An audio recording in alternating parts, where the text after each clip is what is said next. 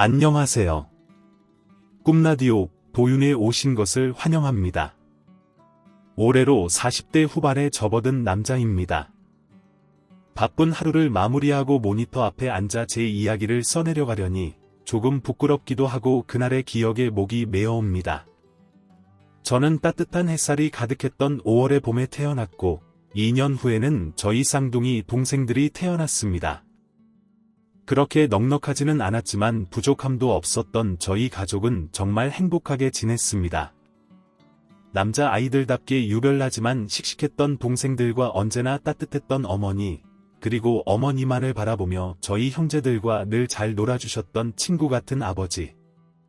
제게 가족의 기억은 이것이 전부입니다. 제가 12살이 되고 동생들이 10살이 되던 그날, 저희 가족에게 비극이 찾아왔습니다.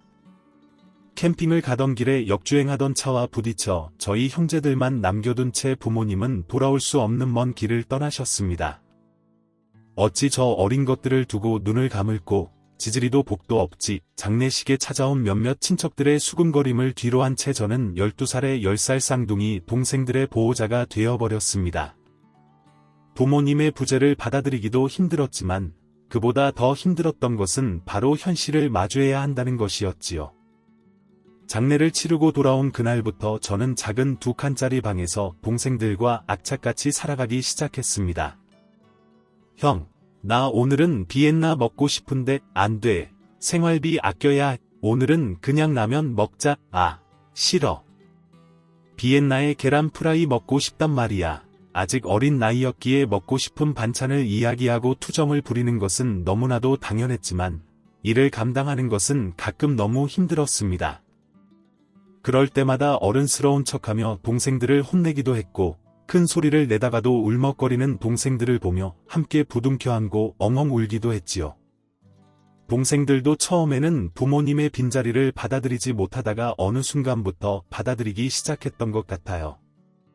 그렇게 친인척의 도움 없이 하늘 아래 3명만 남겨진 저희는 고사리 같은 손으로 빨래를 하고 가끔은 불어터진 라면을 먹으며 서로 의지하며 지내기 시작했습니다.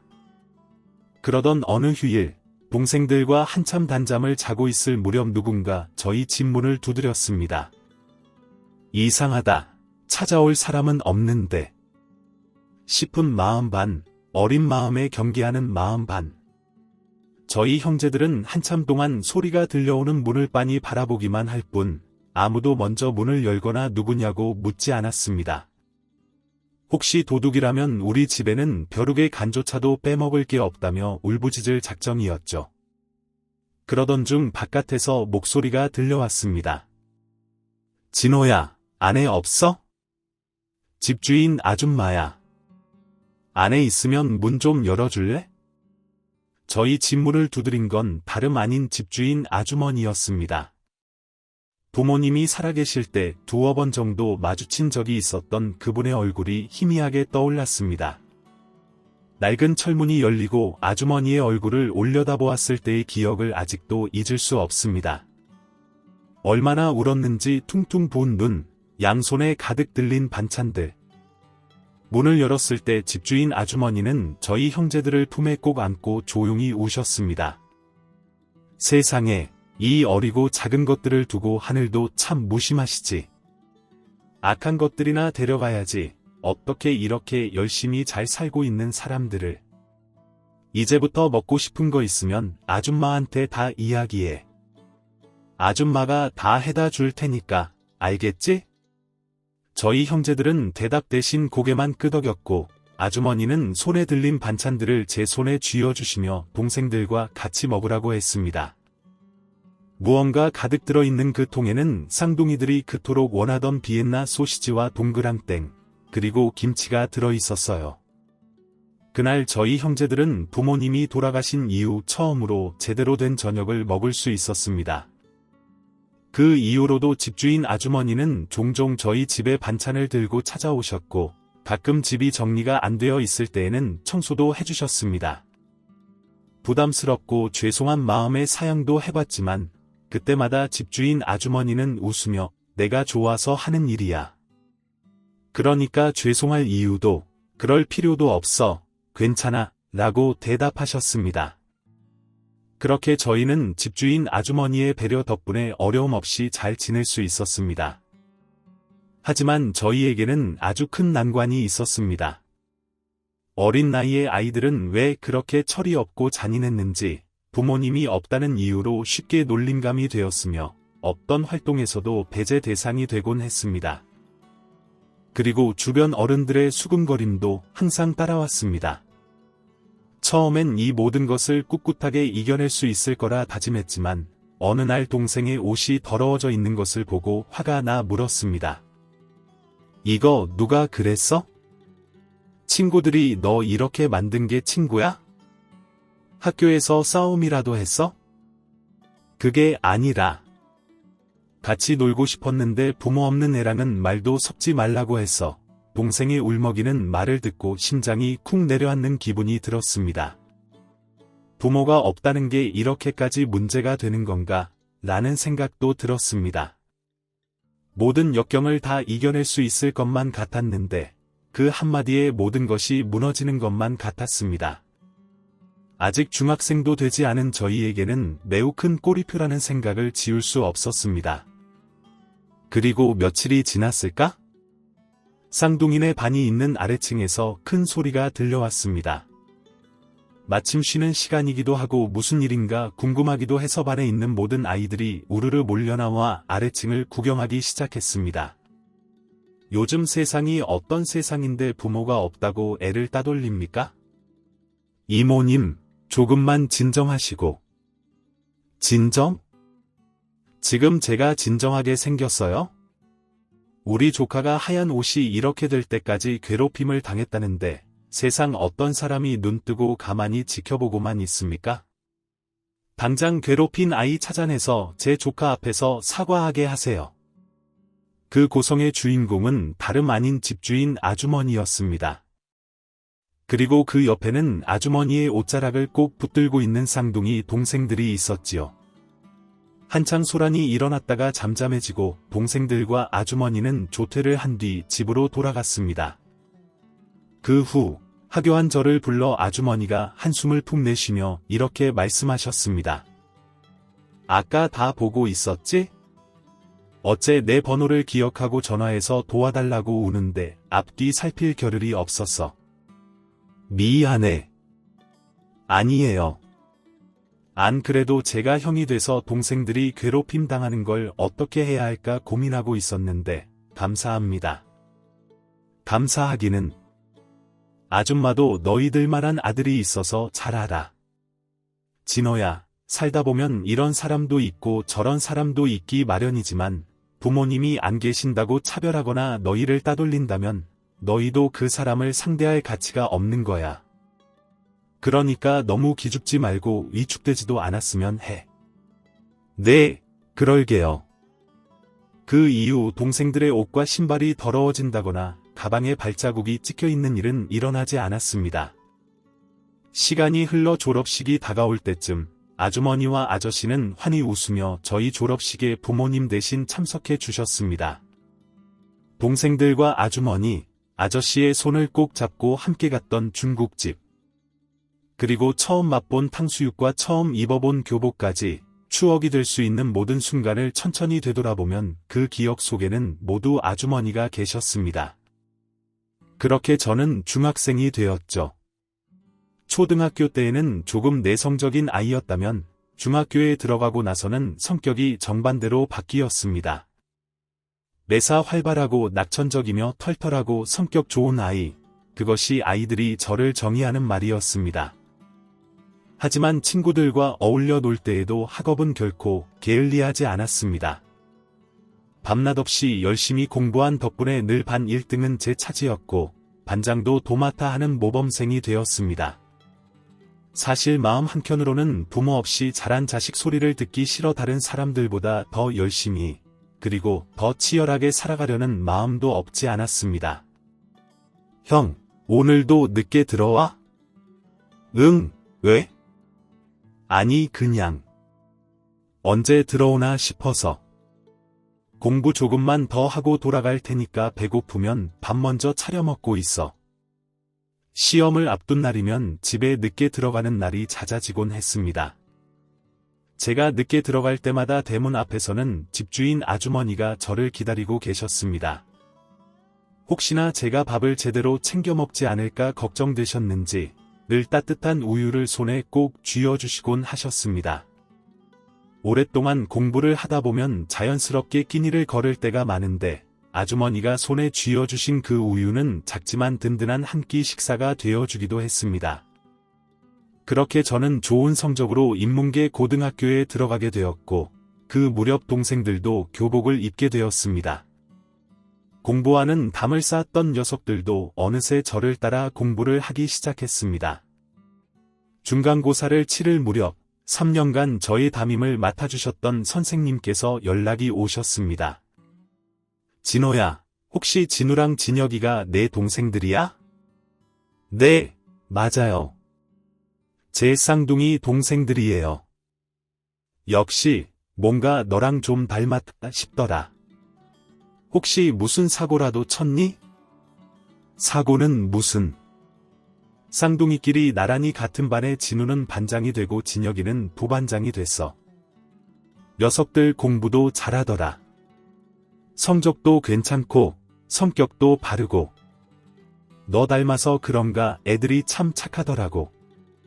쌍둥이 동생들은 저희 담임 선생님의 제자가 되어 나란히 반장과 부반장을 맡게 되었으며 성적도 성격도 무엇 하나 부족한 점이 없다는 칭찬에 괜히 뿌듯한 마음이 들었습니다.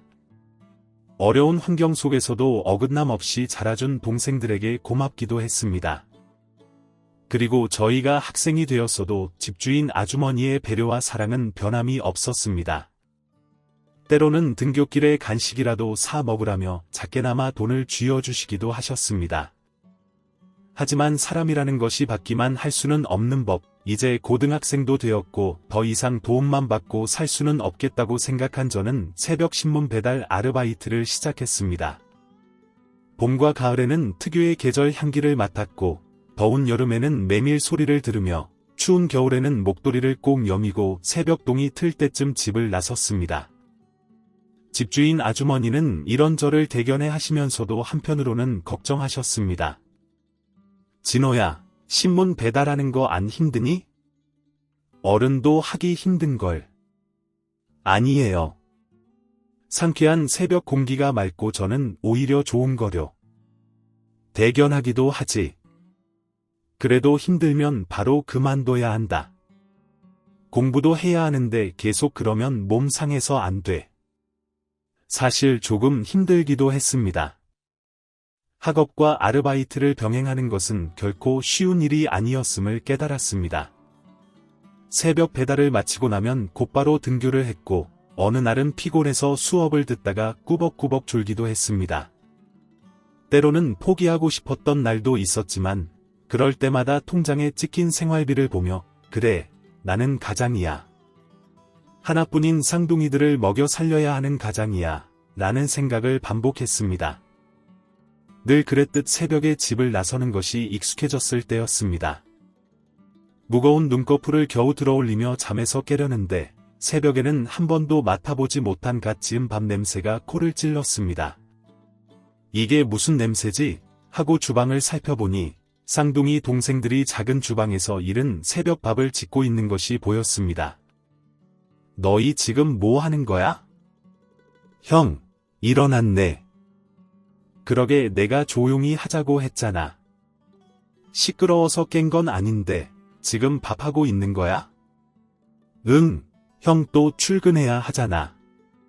맨날 밥도 제대로 안 챙겨 먹고 다니고 몸도 그렇게 비리비리하면 일하는 데에서도 싫어할 거야. 내가 급식을 먹어보니 알겠더라고. 한국인은 밥심이더라. 형은 우리 먹여 살리려고 이렇게 새벽같이 열심히 일하러 나가는데 그것도 모르고 맨날 속 편하게 뻗어줘서 미안해. 우리도 조금이나마 도움이 되면 좋을 텐데. 무슨 소리 하는 거야? 그런 거 신경 쓰지 말고 너희는 공부나 열심히 해. 밥 맛있겠다. 고마워.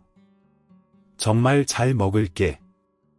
집주인 아주머니에게 밥 짓는 방법을 물어보았지만 물량을 조절하지 못해 위에는 죽이 되고 밑에는 눌어붙은 희한한 밥, 살짝 탄 계란 후라이와 스팸.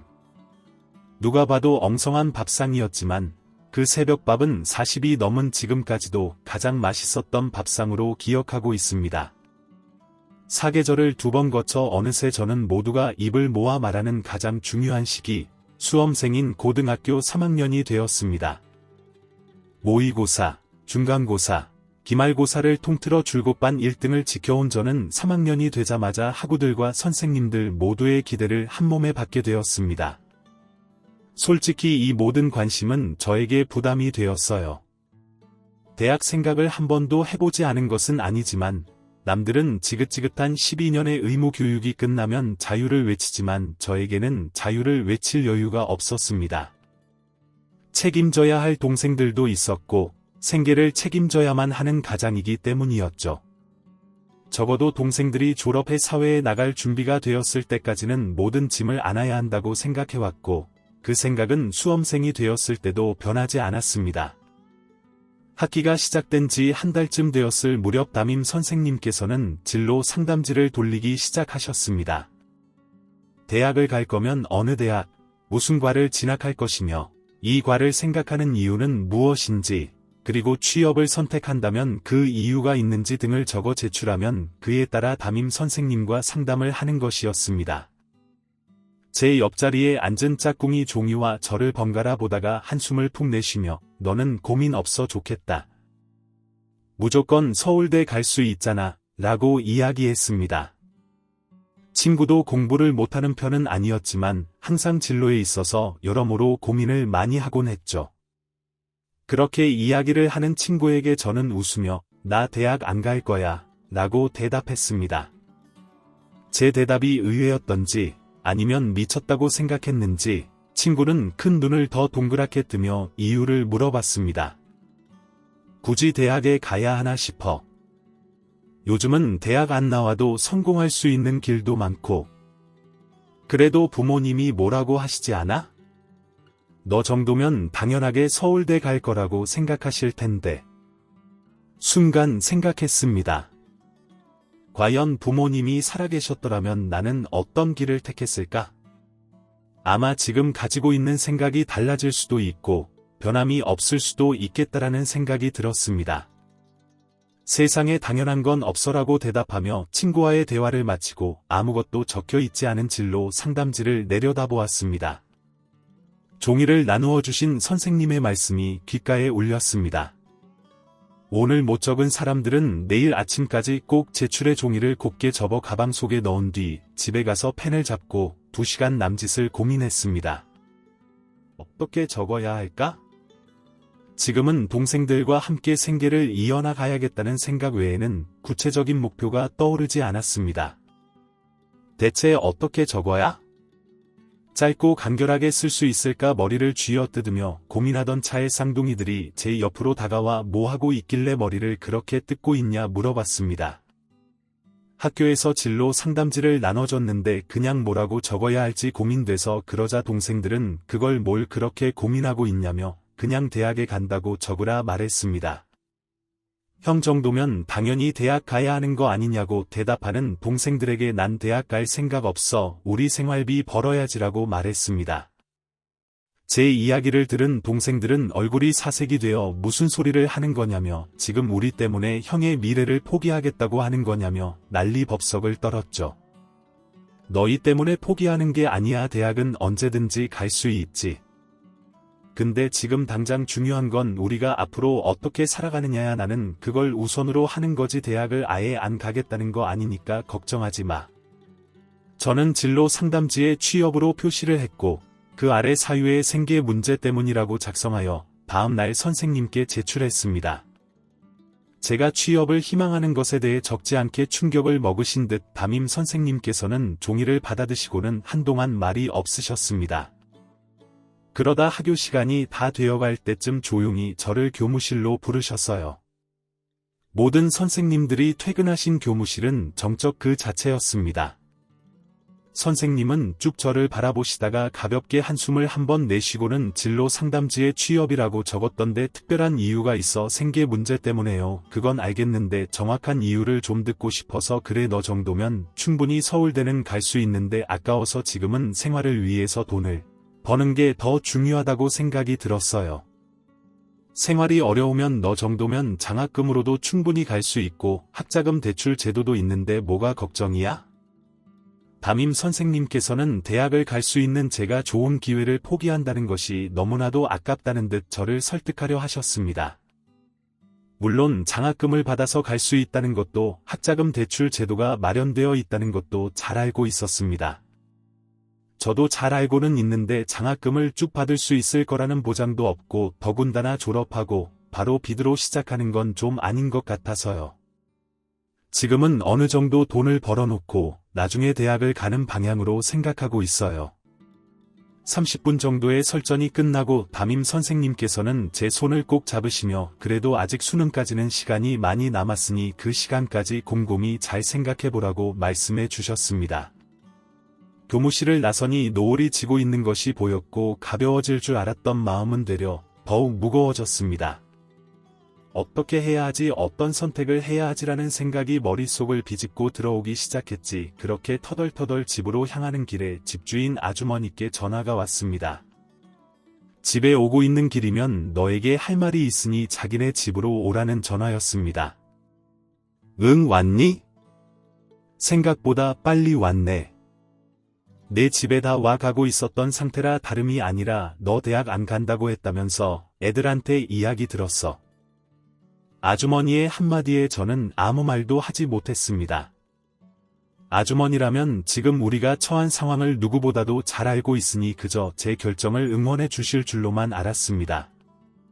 그러나 제 생각과는 반대로 집주인 아주머니는 단 한 번도 보지 못한 단호한 표정으로 대학은 꼭 가야 한다고 말씀을 하셨습니다. 배움에는 때가 있어. 물론 나중에 가는 사람들도 정말 많지만 내가 대학 진학을 미루는 이유가 그저 생계 때문이라면 대학 가 배워야 할 시기를 놓치고 젊은 나이에 고생하게 되면 나중에 나이 들어서 몸 다 망가져. 그러고 나면 남는 건 후회밖에 없어. 네가 지금은 동생들을 먹여 살려야 한다는 책임감 때문에 그러는 걸 수도 있지만 우선 대학을 가서 더 성공한 사람, 더 높은 사람이 되렴. 쌍둥이들도 그리고 아줌마도 내가 부담 없이 네 인생을 살길 바래. 제 손을 꼭 잡고 말을 이어가시는 아주머니의 눈에 어느샌가 눈물이 고여 있었고 결국 그날 저희는 처음으로 서로 부둥켜 안고 눈물을 흘렸습니다. 그동안 가슴 깊숙한 곳에 묻어두었던 힘들었던 그리고 서러웠던 감정들이 파도가 휘몰아치듯 한 번에 밀려오는 것 같았어요. 그렇게 눈이 퉁퉁 부어오르도록 눈물을 쏟아낸 뒤 집에 돌아가 지금의 저에게 가장 옳은 선택은 무엇일지, 그리고 어떤 방향이 가장 도움이 될 수 있을지에 대해서 다시 한번 생각을 해보게 되었습니다. 밤새 한숨도 자지 못하고 학교에 간 저는 가장 먼저 담임 선생님을 찾아뵈었습니다. 선생님 드릴 말씀이 있어서요.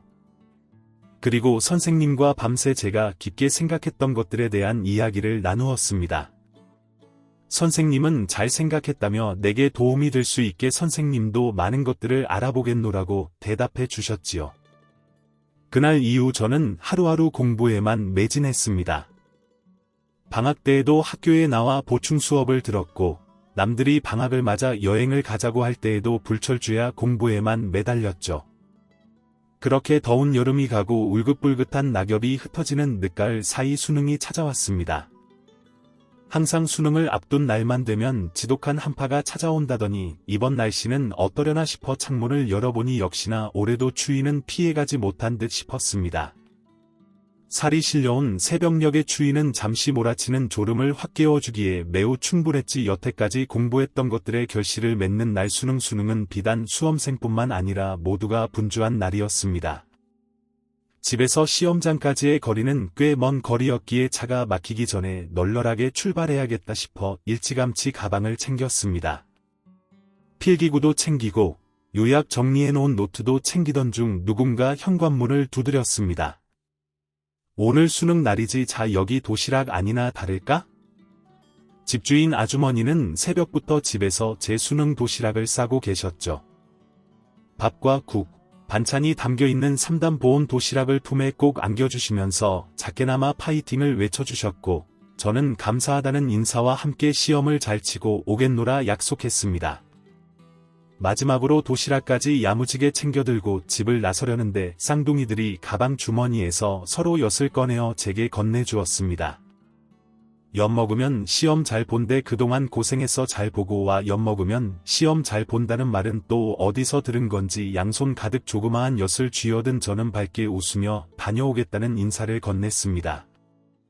꽤 이른 아침이었음에도 불구하고 저와 같은 생각을 한 사람들이 많았던 건지 학교 근처는 수능을 응원하는 후배들부터 시작하여 딸 아들의 성공을 바라는 학부모님들까지 매우 분주했습니다. 수능을 마치고 집으로 돌아가는 길 해방감에 눈물을 펑펑 쏟으며 부모님에게 안기는 친구들도 있었고, 내년에 다시 봐야겠다며 쓴 웃음을 짓는 친구들도 있었으며, 우리 같이 뭐 먹으러 가자며 신나게 교문을 나서는 친구들도 있었습니다. 수능은 생각보다 어렵지 않았으며, 가채점 결과로는 충분히 예상했던 등급을 받을 수 있을 것 같았습니다. 그리고 마음속으로 하늘에 계시는 부모님을 떠올렸습니다. 살아계셨다면 어쩌면 나도 부모님 품에 안겨 어리광 아닌 어리광을 부리고 있었을 수도 있겠다라는 생각이 문득 들기도 했죠. 이후 발표된 수능 결과는 매우 만족스러웠습니다. 모두가 예상했던 결과였다 말했고, 담임 선생님과 저 역시도 만족하는 결과였습니다. 대학은 제가 원하는 곳 모두를 지원할 수 있었고, 가장 먼저 서울대 의과대학에 지원을 했습니다.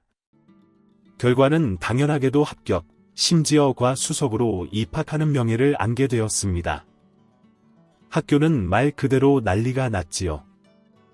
개교 이래로 서울대 의대에 진학한 학생이 없었다며 학교 교문 앞에 크게 플랜카드가 걸리기도 했습니다. 저는 이 사실을 누구보다도 저를 믿고 응원해 주신 집주인 아주머니께 가장 먼저 얼굴을 보고 알려드리고 싶었습니다. 하굣길 멀리서 걸어오는 저를 보고 아주머니는 한달음에 달려와 결과를 물으셨습니다. 어떻게 됐어? 합격이라니? 네, 저 서울대 의대 붙었어요. 아줌마 그것도 과수석으로요. 세상에 정말 잘됐다. 진호야 정말 잘됐어. 이걸 너희 엄마 아빠가 살아서 봤어야 했는데 합격. 이 단어가 이렇게나 사람의 마음을 울리는 단어였던 건지 저 아주머니는 누가 먼저랄 것도 없이 서로를 꽉 끌어안고 처음 눈물을 보였던 그날처럼 눈물을 펑펑 쏟아냈습니다. 그리고 그날 저녁 아주머니는 조용히 저를 부르셨고 손에 통장 하나를 쥐어주셨죠? 이게 뭐예요? 내가 너희 어릴 때부터 모아놓은 거야. 언젠가 네가 대학에 가게 되면 그때 줘야지 했는데 모아놓기를 잘했다는 생각이 드네. 제가 어떻게 이 돈을 받아요? 진호야 너랑 쌍둥이들은 내가 배 아파 낳은 친자식은 아니지만 그래도 마음으로 낳은 내 아들들이야 받을 자격 충분히 있어. 그동안 얼마나 힘들고 서러웠니? 너무 고생 많았어. 우리 아들 배 아파 낳지는 않았지만 마음으로 낳은 아들. 저와 우리 형제들이 어릴 때부터 지금까지 한결같이 엄마처럼 챙겨주고 보듬어주던 아주머니는 제가 대학에 갈 때까지 본인의 돈을 조금씩 통장에 모았다고 했습니다. 제게 통장을 건네준 그날 이후부터 저는 정말 아주머니를 친어머니처럼 여기기 시작했어요. 좋은 일이든 힘들고 지치는 순간이든 상관없이 언제나 그녀의 곁에 기대었죠. 사계절이 여러 번 지나고 고된 봄과 생활을 거쳐 저는 외과 의사가 되었습니다. 결코 쉽지만은 않았지만 그래도 고생 끝에 낙이 온 것이지 의국 생활은 워낙 바빴고 외과 의사이다 보니 하루도 빠짐없이 사건 사고가 터져 집에 들어가는 날이 손가락에 꼽을 정도였습니다.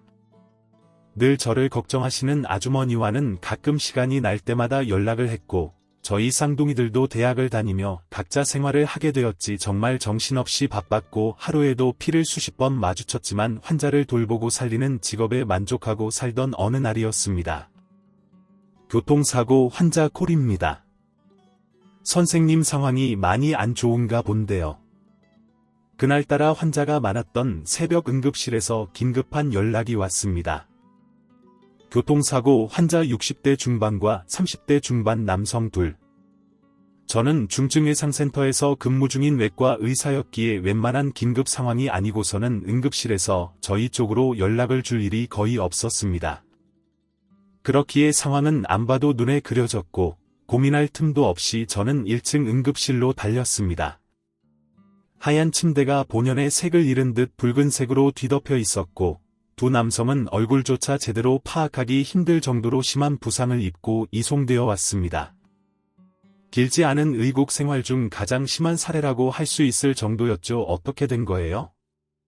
교통사고 뺑소니 전복 가해자는 음주운전 중이었던 것으로 추정되고 뒤에서 들이받자마자 바로 5m 아래 도랑으로 추락했대요. 저 상태인데 숨이 붙어 있는 게 용한 거죠. 보호자랑은 연락됐습니까? 안 그래도 보호자분 휴대폰으로 연락드렸는데 아마 지금 오시는 중일 거예요. 그리고 머지않아 중년의 여성이 울부짖으며 응급실 안으로 들어왔습니다. 그런데 아주머니 진원이 여기서 마주칠 거라고는 상상조차 못했던 인물이 망연자실한 표정으로 저를 보며 서 있었습니다. 사고를 당한 두 남성의 보호자가 다름 아닌 집주인 아주머니였던 것이지 그렇다는 것은 지금 응급실에서 힘든 사투를 하고 있는 두 남자가 집주인 아저씨와 형이었다는 말이었습니다. 진호야, 이게 대체 어떻게 된 거야? 응, 별일 아니지. 많이 안 다친 거지. 아주머니 우선 진정하시고 빨리 말해줘. 진우야, 우리 애랑 애 아빠 별 이상 없는 거라고 말해줘. 얼른 언젠가 TV에서 본 적이 있습니다. 보호자에게 가장 이야기하기 힘든 순간이 환자에게 가망이 없다는 것이라고 저는 그 기분을 그때 처음 알게 되었습니다. 아저씨와 형은 지금 목숨의 기로에 서 있고 기적이 있어 깨어난다 하더라도 정상인의 생활은 불가능할 거라는 이야기를 차마 할 수 없었죠. 아니에요. 괜찮아질 거예요. 하염없이 울고 있는 아주머니를 진정시킨 후 상황을 지켜보았습니다. 다행히 두 사람 모두 위험한 순간은 겨우 넘겼지만 언제 눈을 뜨게 될지 아니 아예 깨어나지 않을 수도 있을 거라는 이야기가 들려왔습니다. 아저씨와 형을 중환자실로 옮기고 아주머니는 우선 집으로 돌아가신 후 다음 날 날이 밝자마자 중증외상센터를 담당하시는 주임 교수님을 찾아갔습니다. 교수님 출근하셨습니까? 오일은 아침부터 웬일이야. 교수님께 긴히 드릴 말씀이 있어서요. 나한테 교수님이 꼭 살려주셨으면 하는 사람들이 있습니다. 내가 꼭 살려줬으면 하는 사람이 있다고. 어젯밤 응급실로 들어온 남자 2명이 있는데 제 가족이나 다름없는 사람들입니다. 제 힘든 시기를 함께 보내준 사람들인데 저는 아직 그 은혜를 다 갚지 못했어요. 그래서 감히 교수님께 부탁을 드려봅니다. 도와주세요. 교수님은 한참 동안 저를 바라보시다가 우선 환자들의 상태를 좀 살펴봐야겠다고 하시며 저와 함께 중환자실로 향했습니다. 그리고 담당 주치의를 본인 이름으로 변경해 주시곤 앞으로 상태를 면밀하게 지켜봐야 할 것 같다고 그래도 최선을 다해보겠다고 제 어깨를 두어 번 두드려 주셨습니다. 하지만 시간이 가면 갈수록 나날이 상태는 악화되어만 갔고 기적이 일어나기를 두 손 모아 바랐지만 결국 기적은 일어나지 않았습니다. 장례식을 하는 내내 저는 상주를 자처하며 아주머니의 곁에 남았습니다. 한순간에 사랑하는 남편과 아들을 잃은 그 심정, 오래전 부모님을 잃었던 심정과 비슷할 것만 같다는 생각을 했지. 입관 때부터 발인, 그리고 귀갓길까지 저는 아주머니 옆에부터 잠시도 떨어지지 않았습니다. 그렇게 일주일이 되고 2주일이 되고 한 달이 지날 때까지 저는 바쁜 시간을 틈틈이 쪼개어 아주머니 댁으로 찾아갔습니다. 우리 형제의 어린 시절이 묻어있는 그 집은 여전히 그때와 변함없이 그대로였습니다. 혼자 계시는 아주머니가 외로움을 느낄 틈도 없게 매일 전화를 걸었고 일상을 나누었습니다. 그리고 여유가 생기면 집안일을 도우러 갔고 가끔은 산책을 나가기도 했죠. 그렇게 아주머니는 아주 천천히 마음을 되찾는 듯 보였습니다. 그리고 2달이라는 시간이 흐른 어느 날, 문득 지금처럼 이렇게 지낸다면 지나온 세월을 보았을 때 정말 우리가 가족이 될 수 있지 않을까라는 생각이 들었습니다. 말로만 가족이 아닌 법적인 진짜 가족이 될 수도 있겠구나라는 생각을 하게 된 것이지요. 아주머니, 저 할 말이 있는데요. 뭔데? 저희 진짜 아줌마 아들 할까요? 제 말에 깜짝 놀란 표정을 지으시는 아주머니의 눈에는 다양한 감정들이 담겨 있었습니다. 이런 말을 꺼낼 거라고는 생각지도 못했다는 당황스러움과 걱정 그리고 고마움 등이 두 눈 속에 고스란히 담겨 있었죠. 아저씨랑 형 떠나고 아주머니 옆에 계속 있으면서 그런 생각이 들었어요. 말로만 아들 하는 게 아니라 진짜 가족으로서 옆에 있으면 더 이상 아주머니가 외롭지 않고 저희 세 형제들로 인해 든든함을 느끼지 않을까 하는 생각. 저랑 저희 쌍둥이들은 더 이상 아줌마가 힘들어하지 않고 저희 엄마로서 옆자리에 계셔줬으면 좋겠다는 생각이 들었어요. 다 늙어 빠진 아줌마인데 뭐 볼 게 있다고 늙어 빠지기는 무슨, 아직 우리 눈에는 얼마나 젊고 예쁜데 저희 엄마가 되어주세요. 그래 주실 거죠? 아주머니는 대답 대신 조용히 고개를 끄덕이셨습니다. 10년이 넘는 시간 동안 부모님이 떠난 빈자리를 하루도 빠짐없이 넉넉하게 채워주셨던 아주머니는 이제 집주인 아주머니로서 남는 것이 아니라 법적인 절차를 거쳐 저희 형제들의 진짜 어머니가 되어 주셨습니다. 법적 입양 절차가 승낙되어 아주머니의 호적에 저희가 올랐던 그날, 저희 형제들과 아주머니는 지난 세월의 외로움과 고통을 서로 위로하듯 서로를 껴안고 한참을 울었습니다. 그렇게 우리는 호적상 진짜 가족이 되었죠. 그리고 저희가 가족이 된 지 얼마 지나지 않아 집에는 좋은 일들이 일어나기 시작했습니다. 첫째로 제가 결혼을 하게 된 것이지요. 힘들었던 본과생 시절 제게 늘 의지가 되어주고 도움이 되어주었던 소중한 사람과 인연의 결실을 맺게 되었습니다. 텅 비어 있을 줄 알았던 혼주석에는 곱게 한복을 차려 입은 어머니가 계셨지. 그렇게 조그맣고 어리기만 했던 애가 언제 이렇게 자라 결혼을 하게 되었느냐며 어머니를 봤던 세월 동안 가장 행복해 하셨습니다. 이후 저희 쌍둥이들도 번듯한 모습으로 장가를 가게 되었죠. 그리고 또 좋은 소식 하나가 있었는데 바로 아내가 아이를 가진 것이었습니다. 난임으로 인해 임신이 힘들 거라고 했던 아내가 기적처럼 임신을 하게 된 것이었죠. 경사도 이런 경사가 없다며 어머니는 저와 아내보다도 더 기뻐하시는 모습을 보여주셨답니다. 지난날 힘들었던 시간들을 이제야 보상받는 건가 싶은 생각이 들 정도로 저희 가족에게는 행복한 일들이 가득가득 생겨났습니다. 시간이 흐른 지금은 저희 쌍둥이들도 번듯하게 자라 잘 나가는 사업가가 되었고, 저 역시 마음을 다해 환자들을 치료하는 외과 의사로서 잘 지내고 있습니다. 소중한 저의 아내와 개구쟁이이지만 건강하고 밝은 모습으로 잘 커주고 있는 저희 아들과도 행복한 가정을 유지하면서 잘 지내고 있답니다. 물론 저희 어머니도 저희와 행복하게 지내는 중이시지, 어릴 적 어머니께 받은 은혜를 지금은 저희 형제들이 효도하며 열심히 갚아나가는 중입니다. 서론이 길었습니다. 제 이야기가 혹시나 지루하시지 않았을지, 저희 이야기를 누군가에게 들려준다는 것이 처음이라 조금은 어색한 부분도 있지는 않을지 걱정입니다. 하지만 잘 읽어주셨다면 그것으로 되었습니다. 지금 이 순간을 살아가고 있는 여러분들 모두가 행복한 일만 있기를 바라며 이야기를 마치도록 하겠습니다. 감사합니다. 지금까지 사연 들어주셔서 감사합니다. 사연이 재미있으셨다면 구독과 좋아요를 눌러주세요. 감사합니다. 안녕히 계세요.